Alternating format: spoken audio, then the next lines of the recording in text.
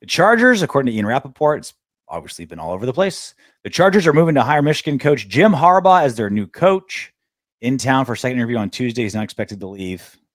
Finally, the former 49ers coach is back in the NFL. Jim Harbaugh, not a Raider. He's a Charger. My first reaction was, God damn it. Because like we've talked about earlier on the show, the Chargers are great at putting out quality rosters. They continually put out good players. Their coaching has just been atrocious. I texted my buddy who's a Raider fan that I work with, and I was like, I'm just most worried that he will uncharger the Chargers. Just can't get out of their own way, always baffling things up. If there's a coach that can uncharger the Chargers, it's someone built like Jim Harbaugh.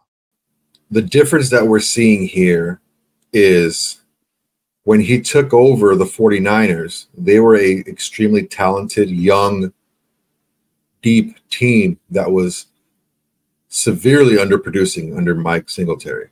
Mm-hmm. And he took that team over, and he kind of did what AP did with the Raiders last year. He got them all on board. He got them on the program, and he turned them around fairly quickly. That's not the case with this Chargers team. They're not overly young. They're not overly deep. They did underperform. They did underperform, but they underperformed, and they're on the tail end of going for it. Yeah, they don't have the ability to just go all in anymore. They don't have the cap space. They don't have the draft capital. They don't have that to do that. So he's not in the same position as he was before.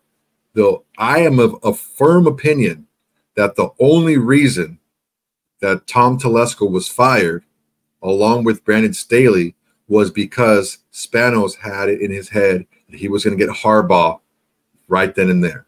I'm going to get Harbaugh, and I'm going to give him everything he wants. And in order to have my hat in the ring, I need to have a nice empty space. This guy's been here for 10 years. Okay.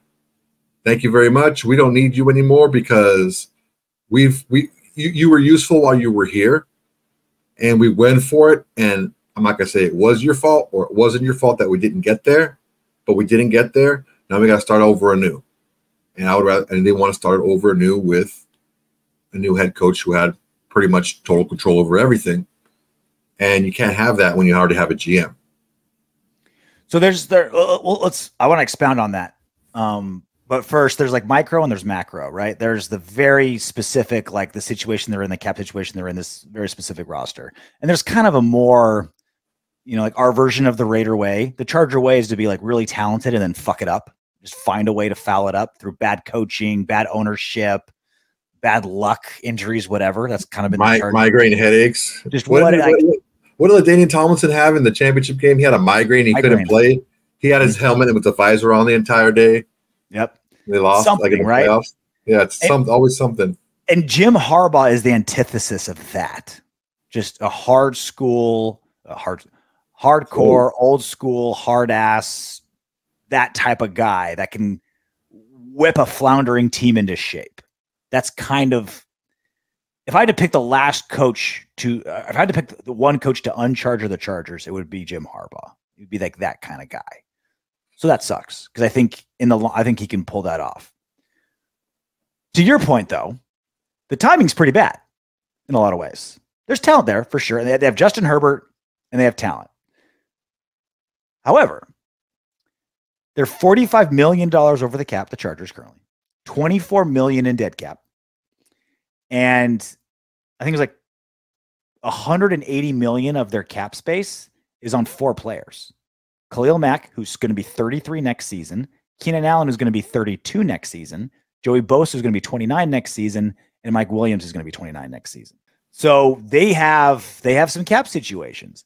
And it's funny because I'm on a text chain with some people, and our friend, been on the show, Dan Helly's on it. He's like, they're going to win right away, and everyone's in the locker room is going to hate him in 36 months. That's sometimes been his MO, right? Like he overextends his welcome, not likable guy, gets results, but not likable. We might luck out. Now, again, I still don't like him there. This still worries me. But we might luck out that by the time they get out of salary cap and old player hell, you might have outstayed. You might have already outstayed his welcome, right? Like instead of coming into a good situation, hey, we're winning, we'll put up with him. It's all right. We finally got these contracts off the books. We finally got a new crop of players, and now the mutiny's already begun. We might be okay, Soto. May not be doom and gloom.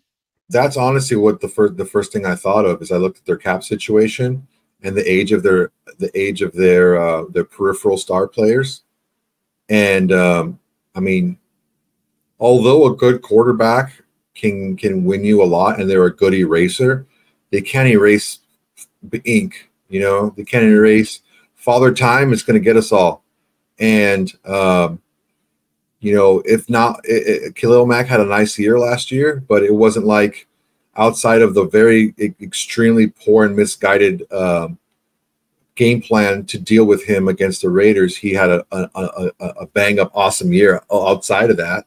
Yep. You know, he had a regular decent, you know, oh, he got 10, 11 sacks. Okay, cool. That's Unique Ngakoue gets that every year. You know, like outside of that one game that was pretty much we're just handing him sacks. Joey Bosa can't stay healthy. Williams can't stay healthy. Keenan Allen can't stay healthy. Offensive line can't stay healthy. And oh, well, Telesco got all those guys. Yeah, but Telesco's not running their rehab, their prehab, their practices, their facilities, their trainers. Like, he doesn't run all that. They're in a tough situation cap-wise. Hopefully Jim Harbaugh outstays his welcome.